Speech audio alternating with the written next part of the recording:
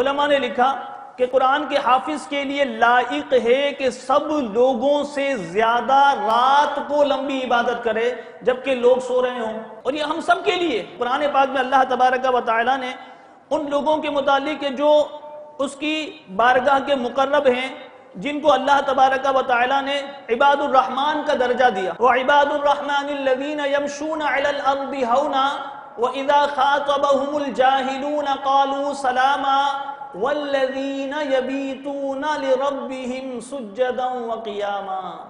اللہ تبارک و تعالیٰ نے ارشاد فرمایا، اور رحمان کے وہ بندے کہ زمین پر آہستہ چلتے ہیں، اور جب جاہل ان سے بات کرتے ہیں تو کہتے ہیں بس سلام۔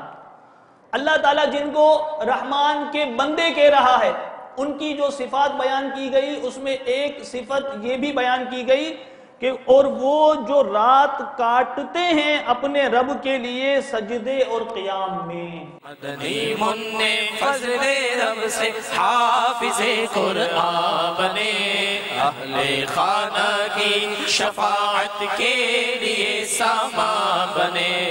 الصلاۃ والسلام علیک یا رسول اللہ، الصلاۃ والسلام علیک یا حبیب اللہ۔ حافظ قرآن ہوا اب عامل قرآن بنا، حافظ قرآن ہوا اب عامل قرآن بنا، حافظ قرآن ہوا اب عامل قرآن بنا۔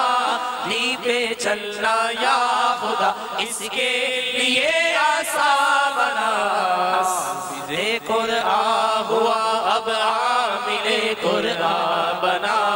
لی پہ چلنا یا خدا اس کے لیے آسان بنا۔